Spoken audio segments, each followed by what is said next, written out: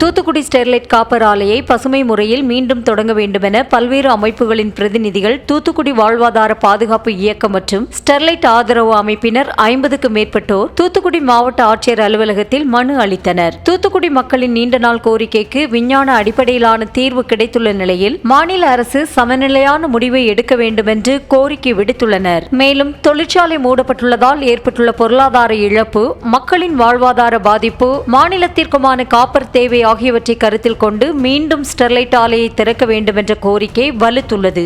நாங்க எல்லாரும் இந்த ஸ்டெர்லைட் மூடுறதுனால கடந்த 8 வருஷத்தினால எந்த அளவுக்கு பாதிக்கப்பட்டோமோ அந்த பாதிக்கப்பட்ட மக்கள் இன்னைக்கு ஒரு ரெசல்யூஷனோட, அதுக்கு ஒரு தீர்மானத்தோட, ஒரு தீர்வோட இன்னைக்கு வந்திருக்கோம். இந்த தீர்வு நீங்க என்னையா சொன்னீங்கன்னா, இந்த பிளான்ட்டை ஓட்டலாமா, எப்படி ஓட்டலாம், மக்களுக்கு இந்த மாதிரி பாதுகாப்புக்கு அச்சுறுத்தல் இருக்குன்னு சொல்லி மக்கள் எல்லாம் போராடுறாங்களே என்கின்ற முறையில ஒரு expert committee, international expert committee போட்டு 2 பேர் கொண்ட பெரிய கமிட்டி போட்டு விசாரிச்சாங்க.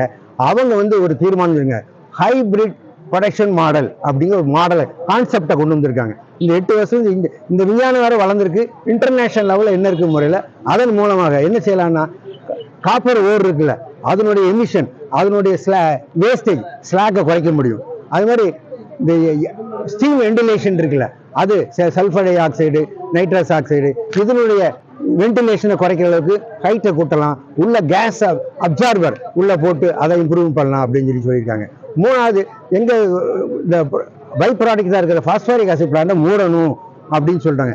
ஏன் மூடணும்னு சொன்னாங்கன்னா, அங்கேருந்து ஒரு வருஷத்துக்கு 22 லட்சம் டன் நம்முடைய பாஸ்பேட்ஸ், ஹாட் பாஸ்பேட் நம்ம ஹேண்டில் பண்றோம். அதனால தூசி ஏற்பட வாய்ப்பு இருக்குது. ஏன்னா இப்ப ஏற்கனவே தெர்மல் பிளான்ட்ல நிலக்கரி பண்ணிட்டு இருக்கோம், அதுல எல்லா தூசி ஒன்றும் இதில் வந்துட போறது இல்லை.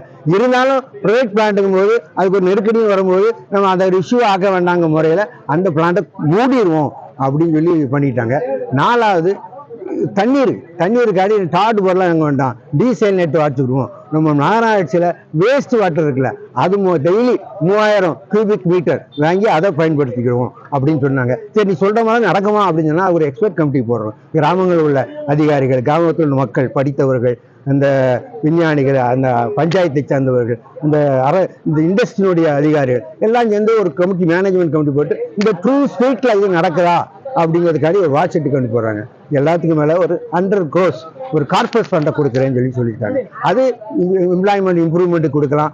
அதுக்கடுத்து இந்த என்விரான்மெண்ட் இம்ப்ரூவ்மெண்ட் பயன்படுத்திக்கலாம். அந்த மாணவர்களுடைய கல்விக்கு, அந்த பெண்களுடைய வாழ்வாதாரம் இவங்களுக்கு பயன்படுத்திக்கிடுங்க அப்படின்னு சொல்லி இந்த ஒரு 6 ஸ்கீமோட அவங்க ஒரு பெரியதாக இன்னைக்கு முதல்வர் அலுவலகத்தில் கொடுத்துருக்காங்க.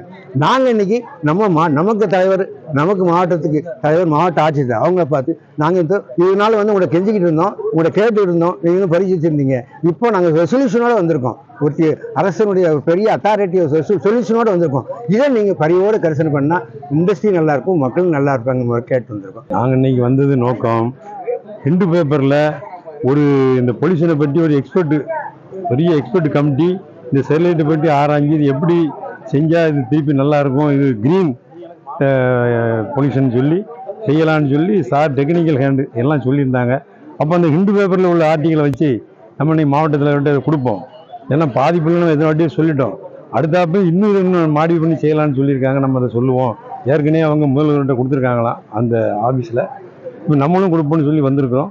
எப்படியாவது ஒரு நல்ல செய்தியாக தெரியுது. ஏன்னா ஒரு எக்ஸ்பர்ட் கமிட்டியே அதை சொல்லியிருக்கு, இந்த பாதிப்பு வராமல் செய்கிறதுக்கு இன்னும் நிறைய வாய்ப்புகள் இருக்குது, அதுக்குரிய சொல்யூஷனும் சொல்லியிருக்காங்களாம். இப்போ இந்த எக்ஸ்பர்ட் கமிட்டி கொடுத்த ஆதாரங்களை வச்சு, இது ஒரு முக்கியமாக வச்சு, இதை வச்சாவது நம்ம ஸ்டெர்லைட்டை திருப்பி திறந்து இந்த பகுதி மக்கள் 26,000 பேர் பாதிப்புன்னு சொல்லிக்கிட்டு இருக்கிறோம், இவங்களுக்கு திருப்பி ஒரு வாழ்வு கிடைச்ச மாதிரி இருக்கும்.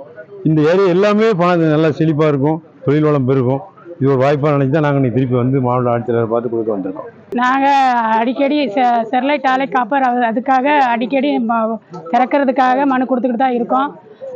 சென்னையிலையும் போய் கொடுத்துருக்கோம். கூடிய விரைவில் இதை திறக்க சொல்லி நாங்களும் எவ்வளோ போராடி கொடுத்துக்கிட்டு இருக்கோம். ஒன்றும் இல்லாமல் இருந்தது. இப்போ சமீபத்தில் இப்போ 4ஆம் தேதி அன்று ஒரு சின்ன தகவல் வந்தது. அதில் பசுமை படி இந்த தொழிற்சாலையை திறக்கலாம் என்று. அதன்படி கண்டிப்பான முறையிலே அந்த ஸ்டெர்லைட் ஆலை கூடிய விரைவில் பசுமைப்படியே இந்த தொழிற்சாலை நடக்கும். அதுக்கு சுற்றி இருக்கிற மக்கள்லாம் ஆதரவாளர்கள் அதிக பேர் இருக்கிறாங்க.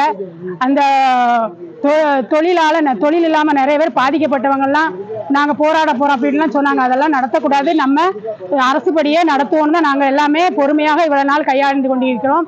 அதனால கூடிய விரைவிலே இந்த ஸ்டெர்லைட் ஆலை திறக்கணும். ஏன் பட்டாசு ஆலையெல்லாம் மாசு கழிவு இருக்குன்னு சொல்லி நாங்கள் அதெல்லாம் இப்போ எல்லாம் இது பண்ணி மக்களுக்கு தொழிற்சாலை கொடுக்கலையா, அது போல் எங்களுக்கும் கூடிய விரைவிலே இந்த ஸ்டெர்லைட் ஆலையை காப்பரை திறந்து மக்களுக்கெல்லாம் ஒரு தொழில் தொடங்கணும். படித்த இளைஞர்களுக்கு வேலை கிடைக்கணும், பெண்களுக்கு வேலை கிடைக்கணும், சுற்றி இருக்கிற மக்களுக்கு வேலை இருக்கணும். அதுக்காக நாங்கள் மறுபடியும் மனு கொடுக்க வந்திருக்கோம்.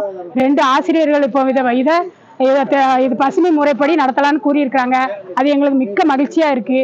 அதேபடியே ஸ்டெர்லைட் ஆலை பசுமைப்படியே நடத்துவோம். இதுக்கு எல்லாரும் முழு ஒத்துழைப்போடு நாங்கள் இருந்து இந்த ஸ்டெர்லைட் ஆலை திறக்கிறதுக்கு வழிபடணும். இதை முதலமைச்சர் கூடிய விரைவிலே இதை எங்களுக்கு நீங்கள் பரிந்துரைக்கும்படி மிக தாழ்மையுடன் கேட்டுக்கொள்ளப்படுகிறேன்.